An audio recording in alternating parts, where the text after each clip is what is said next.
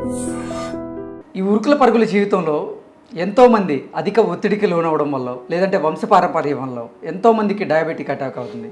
అసలు డయాబెటిక్ ఏ ఏ కారణాల వల్ల వస్తుంది, డయాబెటిక్ ఎన్ని రకాలు అనే అంశాల గురించి మనతో మాట్లాడేందుకు డాక్టర్ అఫ్తాబ్ అహ్మద్ గారు ఉన్నారు. అహ్మద్ గారు నమస్తే సార్. నమస్తే అండి. సార్, అసలు ఈ రోజుల్లో చాలామందిలో డయాబెటిక్ ఇబ్బంది పెడుతుంది చాలామందిని.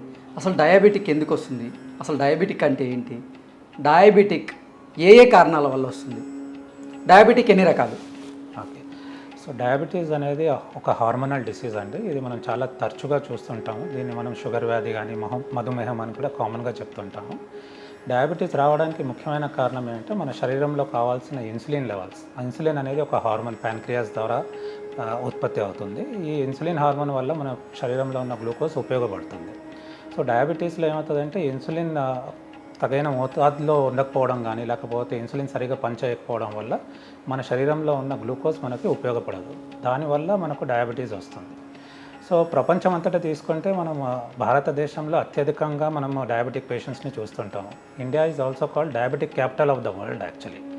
అంటే మన దేశంలో ఆల్మోస్ట్ 80 మిలియన్ డయాబెటిక్స్ కన్నా ఎక్కువ మంది డయాబెటీస్తో సఫర్ అవుతున్నారు. సో ఈ డయాబెటీస్ ముఖ్యంగా మనం 2 రకాలు చూస్తామండి. ఒకటి టైప్ 1 డయాబెటీస్. యూజువల్గా ఏంటంటే ఈ చిన్న వయసులో వస్తుంది టైప్ 1 డయాబెటీస్. వీళ్ళలో ఇన్సులిన్ పూర్తిగా ప్రొడ్యూస్ అవ్వదు. సో వీళ్ళు ఆల్మోస్ట్ మనకు డయాగ్నైజ్ అయినప్పటి నుంచి వీళ్ళకి ఇన్సులిన్ అవసరము. సో టైప్ 2 డయాబెటీస్ అనేది మనం కామన్గా చూస్తుంటాం. ఆల్మోస్ట్ ఒక 95 to 97% పేషెంట్స్ మనం అడల్ట్స్ అంటే పెద్దవాళ్ళలో చూసే పేషెంట్స్ అందరూ టైప్ 2 డయాబెటిక్స్.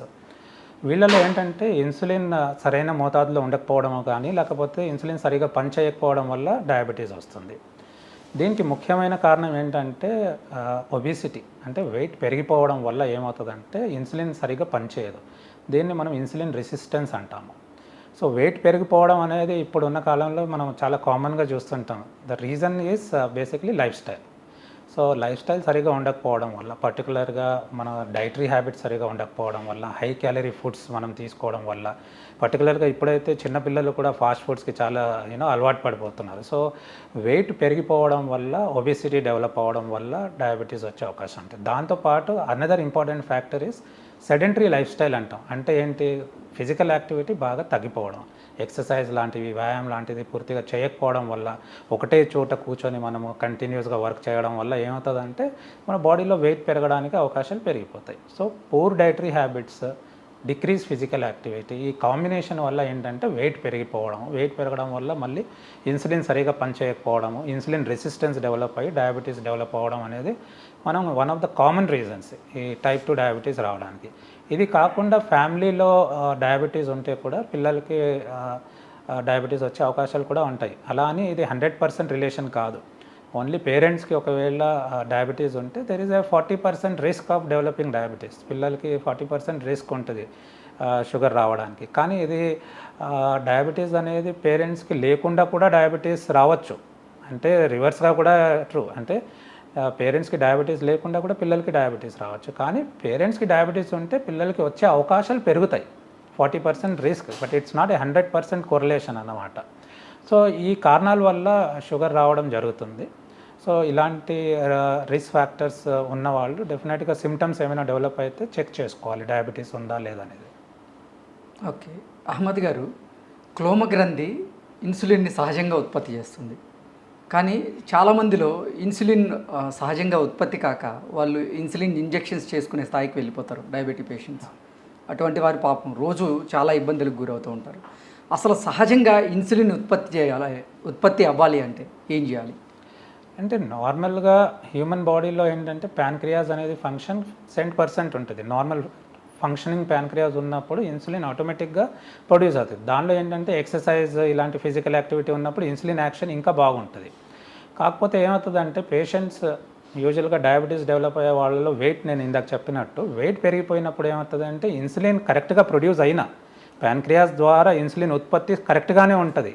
కాకపోతే ఇన్సులిన్ యాక్షన్ సరిగ్గా ఉండదు, ఇన్సులిన్ సరిగ్గా ఎఫెక్టివ్గా పనిచేయదు. ఇది పనిచేయకపోవడానికి మెయిన్ రీజన్ ఏంటంటే వెయిట్ అన్నమాట. వెయిట్ పెరిగినప్పుడు ఇన్సులిన్ ఎఫెక్ట్ తగ్గిపోతుంది. దాన్ని ఇన్సులిన్ రెసిస్టెన్స్ అంటాం. సో ఆబ్వియస్గా మనము ఇన్సులిన్ కరెక్ట్గా ప్రొడ్యూస్ చేసినా అది సరిగ్గా పనిచేయట్లేదు. సో వెయిట్ రిడక్షన్, వెయిట్ మనం పెరగకుండా చూసుకుంటే కానీ, వెయిట్ కంట్రోల్ చేసుకుంటే కానీ, ఎక్సర్సైజ్ యాక్టివిటీ ఉన్నప్పుడు మన బాడీలో ఉన్న ఇన్సులిన్ సరిగ్గా పనిచేయడము, దానివల్ల మనకు ఎఫెక్ట్ కూడా సరిగ్గా రావడం జరుగుతుంది. సో ఇది వన్ ఆఫ్ ద రీజన్స్. రెండోది ఏంటంటే, ఒకసారి డయాబెటీస్ డెవలప్ అయిన తర్వాత ఇది ప్రోగ్రెసివ్ డిసీజ్ అంటాం. అంటే క్రమంగా సంవత్సరాల పాటు మెల్లగా ఏంటంటే ప్యాన్క్రియాస్కు ఉన్న ఫంక్షన్ తగ్గిపోతుంది. ఆ తగ్గిపోవడం వల్ల ఇన్సులిన్ ఉత్పత్తి కూడా గ్రాడ్యువల్గా తగ్గుతూ వస్తుంది. సో ఇది ప్రోగ్రెసివ్ డిసీజ్. మనం దీన్ని టోటల్గా ఆపలేం, కానీ మనం తీసుకున్న డైట్ కానీ లేకపోతే ఎక్సర్సైజ్ వల్ల కానీ మనం దీన్ని కొద్దిగా పోస్ట్పోన్ చేయొచ్చు, లేకపోతే ఆ ప్రోగ్రెషన్ని స్లో చేయొచ్చు. అంతేగాని మనం టోటల్గా దాన్ని మనము you cannot reverse it completely. Though there are certain conditions, మనము సిగ్నిఫికెంట్గా వెయిట్ హైగా ఉండి మనం సిగ్నిఫికెంట్ వెయిట్ లాస్ అంటే ఆల్మోస్ట్ 15 to 18% వెయిట్ లాస్ చేయగలిగితే ఇన్సులిన్ యాక్టివిటీని మనం ఇంప్రూవ్ చేసుకోగలిగి రివర్సల్ అనేది మన కాన్సెప్ట్ చూస్తున్నాం ఈ మధ్యలో. కానీ దాన్ని సస్టైన్ చేయడం అనేది చాలా important. How well we can sustain అనేది. అహ్మద్ గారు, అసలు ఈ డయాబెటిక్ పేషెంట్స్లో తరచుగా కనిపించేటువంటి లక్షణాలు ఏంటి? రైట్. సో షుగర్ వ్యాధి ఉన్న వాళ్ళలో కామన్గా మనం లక్షణాలు చూసేది ఏంటంటే తొందరగా అలసిపోవడం, ఏదైనా చిన్న పని చేయగానే తొందరగా అలసిపోవడం, వీక్నెస్ అండ్ ఫటీగ్ అనేది. రెండోది వెయిట్ లాస్, అంటే ఏ కారణం లేకుండా వెయిట్ తగ్గిపోవడం అనేది ఇంపార్టెన్స్ సింప్టమ్. వాళ్ళకి ఆకలి సరిగ్గానే ఉంది, but still they are losing weight. So high sugar ఉన్న వాళ్ళలో వెయిట్ లాస్ అనేది అనదర్ ఇంపార్టెంట్ సింప్టమ్. ఇది కాకుండా ఆకలి బాగా వేయడము, దాహం ఎక్కువగా అవ్వడము, యూరిన్ ఎక్కువగా అవ్వడము, ఇది కూడా మనం కామన్గా చూస్తుంటాం హై షుగర్ ఉన్న పేషెంట్స్లో. ఇవి కాకుండా స్కిన్ ఇన్ఫెక్షన్స్ తరచుగా రావడం, చర్మ ఇన్ఫెక్షన్స్ రావడము, యూరిన్లో ఇన్ఫెక్షన్స్ రావడము, లేకపోతే చేతులు కాళ్ళు తిమ్మిర్లు రావడము, లేకపోతే చూపు మందించడము, ఈ లక్షణాలు ఉన్నప్పుడు మీరు డాక్టర్ని సంప్రదించడం చాలా అవసరం. సో అలాంటప్పుడు మీరు డాక్టర్ని కన్సల్ట్ చేసినప్పుడు మీ డాక్టర్ కొన్ని పరీక్షలు అడ్వైస్ చేసే అవకాశాలు ఉంటాయి డయాబెటీస్ని కన్ఫర్మ్ చేయడానికి. ఓకే. అహ్మద్ గారు, డయాబెటీస్తో బాధపడే వాళ్ళు ఎంతోమంది ఉంటారు కదా, వారికి ఎటువంటి కాంప్లికేషన్స్ ఉండే అవకాశం ఉంటుంది?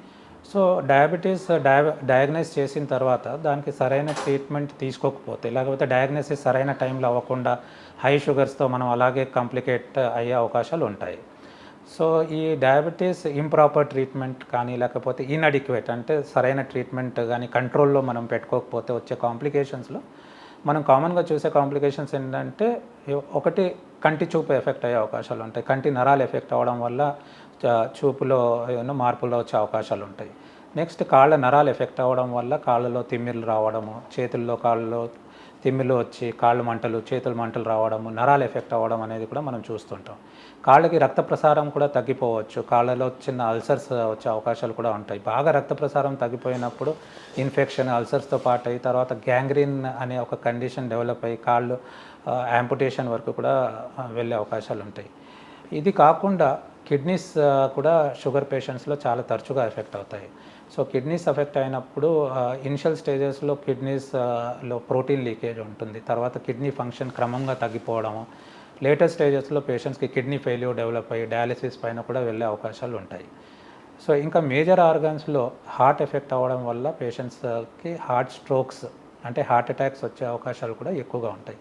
అలాగే బ్రెయిన్ స్ట్రోక్స్ వచ్చి పారాలిటిక్ అటాక్స్ అనేవి కూడా డయాబెటిక్ పేషెంట్స్లో మనం ఎక్కువగా చూస్తూ ఉంటాం.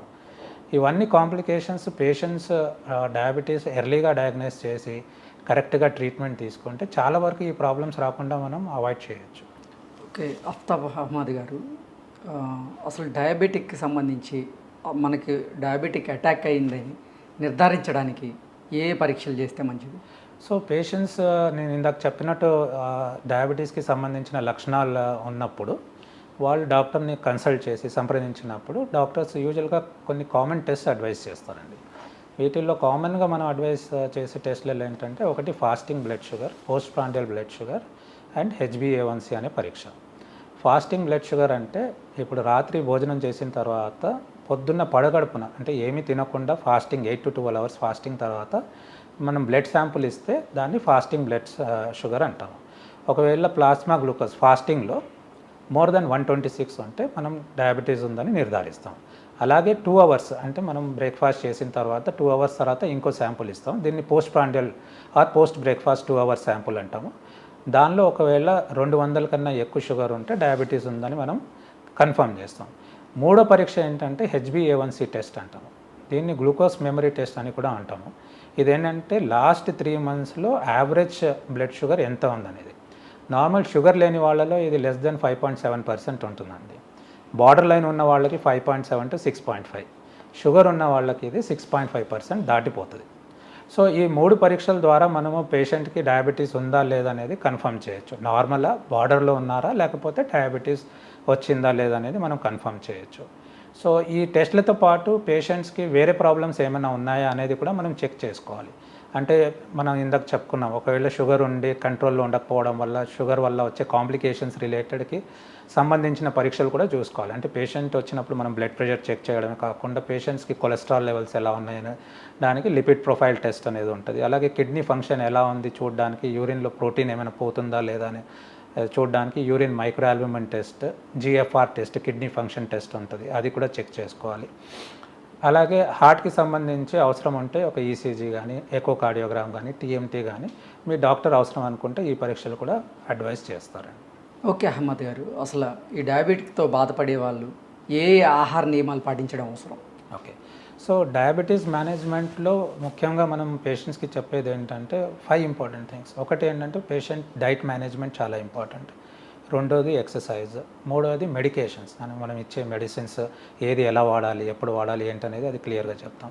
ఫోర్త్ అంటే పేషెంట్ రెగ్యులర్గా చెకప్ చేసుకోవాలి, అంటే మనం డాక్టర్ అడ్వైస్ చేసిన పరీక్షలు చేసుకోవడం. ఫిఫ్త్ ఏంటంటే ఫాలోఅప్ చేయడం, ఆ పరీక్షలు చేసుకొని మనం రెగ్యులర్గా డాక్టర్ని మీట్ అయ్యి దానికి తగినట్టు చేంజెస్ ఏదైనా ట్రీట్మెంట్లో ఉంటే. So first as I set is diet management. So diabetic పేషెంట్స్కి డైట్ అనేది చాలా ఇంపార్టెంట్. ఎలాంటి డైట్ తీసుకోవాలనేది యూజువల్గా డాక్టర్ పేషెంట్ డైట్ ప్రిఫరెన్సెస్, వాళ్ళు ఏ రకమైన డైట్ తీసుకుంటున్నారు, కొంతమంది నార్త్ ఇండియన్స్ ఉంటారు, కొంతమంది సౌత్ ఇండియన్స్ ఉంటారు. సో వాళ్ళ డైట్ ప్రిఫరెన్సెస్ ఏంటి అనేది ఫస్ట్ మనం నోట్ చేసుకోవాలి. చేసుకొని దాని తర్వాత వాళ్ళకి డైట్ చార్ట్ ప్రిపేర్ చేసి ఇవ్వాలి. యూజువల్గా ఏంటంటే పెద్ద హాస్పిటల్స్లో, చాలా వరకు హాస్పిటల్స్లో ఇప్పుడు న్యూట్రిషనిస్ట్, డైటీషియన్స్ అవైలబుల్ ఉంటారు. సో డాక్టర్స్ వాళ్ళకి రిఫర్ చేయొచ్చు, లేదంటే in general usually as a summary doctors కూడా పేషెంట్స్కి క్లియర్ కట్ అడ్వైస్ చేస్తారు ఏం తీసుకోవాలనేది. సో దీనిలో ఒకటి ముఖ్యమైనది ఏంటంటే కార్బోహైడ్రేట్స్, షుగర్ ఉన్న పదార్థాలని తగ్గించుకోవాలి. సో మనకు సింపుల్ షుగర్స్, కాంప్లెక్స్ షుగర్స్ అనేవి ఉంటాయి. కాంప్లెక్స్ షుగర్స్ అనేవి మనం యూజువల్గా ప్రపోజ్ చేస్తాం, అంటే వీటి వల్ల షుగర్ సడన్గా పెరగదు. సో బ్రౌన్ రైస్ లేకపోతే బ్రౌన్ వీట్ ఇలాంటివి యూజువల్గా ఏంటంటే స్లోగా షుగర్ పెరుగుతాయి కనుక యూజువల్గా మనం అడ్వైస్ చేస్తాము. Fine polished rice usually we don't tell them, because sugars rice ఎక్కువగా ఉంటుంది, అలాగే కడుపు కూడా తొందరగా నిండదు. సో ఫైబర్ ఎక్కువ ఉన్న పదార్థాలని మనం అడ్వైస్ చేస్తాం. సో లీఫీ వెజిటేబుల్స్ ఇలాంటివన్నీ పేషెంట్స్ తరచుగా తీసుకోవచ్చు, దానిలో ప్రాబ్లమే లేదు. కానీ పొటాటోస్, ఆలుగడ్డలు వీటిల్లో క్యాలరీ కంటెంట్ ఎక్కువ ఉంటుంది కనుక మనం యూజువల్లీ రిస్ట్రిక్ట్. ఫ్రూట్స్లో వచ్చినప్పుడు మనం యాపిల్, ఆరెంజ్, గోవా ఇలాంటివి తీసుకోవచ్చు ఫ్రీగా. దెన్ కొన్ని ఫ్రూట్స్ షుగర్ ఎక్కువ కంటెంట్ ఉన్నవి కొద్దిగా చూసుకోవాలి, జాగ్రత్త తీసుకోవాలి. పర్టికులర్లీ ఇప్పుడు ఈ మ్యాంగో సీజన్లో మ్యాంగోస్లో క్యాలరీ కంటెంట్ ఎక్కువ ఉంటుంది, షుగర్ కంటెంట్ ఎక్కువ ఉంటుంది. సపోటా, సీతాఫల్, బనానాస్, సో వీటిల్లో షుగర్ కంటెంట్ కొద్దిగా ఎక్కువ ఉంటుంది కనుక కొద్దిగా మనం చూసుకోవాలి. ఇవి కాకుండా షుగర్ ఎక్కువ ఉన్న పదార్థాలు, కాన్సన్ట్రేటెడ్ షుగర్స్ ఉన్నవి కూడా అవాయిడ్ చేయాలి. వీటిల్లో sweets, cakes, pastries, jams, jellies ఇవన్నీ ఏంటంటే తరచుగా ఫ్రీలీ అవైలబుల్, ఐస్ క్రీమ్స్ ఇలాంటివన్నీ చాలా ఫ్రీగా అవైలబుల్ ఉంటాయి. సో వీటన్నిటి ద్వారా షుగర్ బాగా పెరిగిపోయే అవకాశాలు ఉంటాయి. So these are things which diabetic patients avoid చేస్తే మంచివి. లేకపోతే తీసుకున్న చాలా కంట్రోల్గా తీసుకోవాలి, small pieces in a very small quantity. And తగినట్టు ఫిజికల్ యాక్టివిటీ కూడా వాటిని బర్న్ చేయడానికి, క్యాలరీస్ బర్న్ చేయడానికి కూడా చేసుకోవాలి. అహ్మద్ గారు, అసలు రివర్సల్ డయాబెటిక్ అంటే ఏంటి? ఒక్కసారి డయాబెటిక్ అటాక్ అయితే ఇంకా జీవితాంతం వాళ్ళని వేధిస్తూనే ఉంటుంది, అది నయం కాదు అని చాలామంది సందేహపడుతూ ఉంటారు. అసలు నిజంగా ఒక మనిషికి డయాబెటిక్ అటాక్ అయితే దాన్ని తగ్గించేటువంటి అవకాశం ఉంటుందా? So it depends on a type of diabetes అనేది చాలా ఇంపార్టెంట్ అండి. ఇప్పుడు నేను ఇందాక చెప్పాను, టైప్ 1 డయాబెటీస్ అనేది చిన్న వయసులో వచ్చే డయాబెటీస్. దీనిలో ప్యాన్క్రియాస్ కంప్లీట్గా పనిచేయదు బికాజ్ ఆఫ్ వేరియస్ రీజన్స్. ఒకటి ఇడియోపతిక్, రెండోది అంటే మన ఓన్ బాడీలో యాంటీబాడీస్ అనేది ఫామ్ అవుతాయి. వాటి వల్ల ప్యాన్క్రియాస్ అవయవం దీనివల్ల ఇన్సులిన్ ప్రొడ్యూస్ అవుతుందో అది డిస్ట్రాయ్ గ్రాడ్యువల్గా అయిపోతుంది. సో ఈ టైప్ 1 డయాబెటీస్లో మనకు రివర్సల్ అనేది ఉండదండి. ఒకసారి మనం డయాగ్నైజ్ చేసినప్పుడు టైప్ 1 డయాబెటీస్ వీళ్ళు ఇన్సులిన్ డిపెండెంట్ ఉంటారు, అంటే ఇంకా చిన్న వయసు నుంచే వాళ్ళకి ఇన్సులిన్ తీసుకోవాల్సిన అవసరం పడుతుంది. అండ్ రెగ్యులర్గా ఇన్సులిన్ వాడుకుంటూ కంట్రోల్ చేసుకోవాలి. కానీ టైప్ 2 డయాబెటీస్ నేను ఇందాక చెప్పాను, యూజువల్గా అడల్ట్స్లో మనం చూస్తుంటాము. వీళ్ళలో ఏంటంటే వెయిట్ రిలేటెడ్ ప్రాబ్లమ్స్ వల్ల ఇన్సులిన్ రెసిస్టెన్స్ డెవలప్ అయ్యి షుగర్ వస్తుంది. సో వీళ్ళలో ఒకవేళ ఎర్లీ స్టేజెస్ ఆఫ్ డయాబెటీస్లో ఒకవేళ వెయిట్ రిలేటెడ్ రీజన్స్ వల్ల డెవలప్ అయినప్పుడు పేషెంట్స్ ఒకవేళ సిగ్నిఫికెంట్ వెయిట్ లాస్ అంటే వెయిట్ని పోగొట్టుకున్నారు అంటే వెయిట్ని కంట్రోల్ చేసుకోగలరు, సిగ్నిఫికెంట్ వెయిట్ లాస్ చేయగలిగితే there are some chances sugars may get very well controlled and may remain like that. So at least ఇది ఎలా అవ్వాలంటే ఒక 15% to 18% ఆఫ్ వెయిట్ లాస్ అంటే 15 to 20% వెయిట్ లాస్ జరగాల్సి ఉంటుంది. సో ఒక పేషెంట్ ఒక 100 kgs వెయిట్ ఉన్నవాడికి డయాబెటీస్ డెవలప్ అయింది అనుకోండి. సో వీళ్ళలో వాళ్ళ డైట్ వల్ల కానీ లేకపోతే ఎక్సర్సైజ్ రెజిమెన్స్ వల్ల కానీ close to 20% of weight loss చేయగలిగితే there is a chance that sugars may get control and remain in the control zone for some time. అంటే కంట్రోల్ అయ్యి ఆ విధంగా మెయింటైన్ అయ్యే ఛాన్సెస్ ఉంటాయి. దీన్నే రివర్సల్ అంటాం. సో చాలామంది aggressive diet programmes, aggressive exercise ప్రోగ్రామ్స్తో రివర్సల్ ఆఫ్ డయాబెటీస్కి ప్రయత్నిస్తుంటారు. కానీ what is important is can we sustain it for long time అనేది. రెండోది ఒక మెటబాలిక్ సర్జరీస్ అనేవి కూడా వచ్చాయి ఈ మధ్యలో. అంటే బేరియార్టిక్ సర్జరీ, వెయిట్ బాగా ఎక్కువగా ఉండి ఎర్లీగా డయాబెటీస్ డెవలప్ అయిన వాళ్ళలో ఈ వెయిట్ వల్ల వేరే ప్రాబ్లమ్స్ సఫర్ అవుతున్న వాళ్ళకి చాలామందికి బ్యారియార్టిక్ సర్జరీ అంటే వెయిట్ లాస్ సర్జరీస్ కూడా అడ్వైస్ చేస్తాం. ఈ వెయిట్ లాస్ సర్జరీస్లో కూడా almost 20% or above weight loss జరుగుతుంది వాళ్ళలో. సో కొంతమందికి ఈ వెయిట్ లాస్ జరగడం వల్ల డయాబెటీస్ కంట్రోల్లో వచ్చి రిమిషన్లో వెళ్ళడం కూడా మనం చూస్తూ ఉంటాము. సో ఇది మెటబాలిక్ సర్జరీస్ వల్ల కూడా కొద్ది వరకు రివర్సల్ అయ్యే అవకాశాలు ఉంటాయి. But big question, challenging question is how long can we maintain the reversal. So it's not actually a reversal, I would say it is a remission అంటాం దీన్ని. అంటే టెంపరీగా మనం దాన్ని కంట్రోల్ చేసి ఒక సస్పెన్షన్లో ఉంచినట్టు. ఎంతవరకు ఎన్నాళ్ళ వరకు ఇది మెయింటైన్ అవుతుంది అనేది only time will tell. And if you follow proper measures maybe we can postpone it for a longer time. Okay Ahmad garu, diabetic గురించి, డయాబెటిక్ లక్షణాల గురించి, ఏ కారణాల వల్ల డయాబెటిక్ వస్తుంది అనే అంశాల గురించి మీదైన శైలిలో మాకు స్పష్టంగా వివరించారు. ధన్యవాదాలు.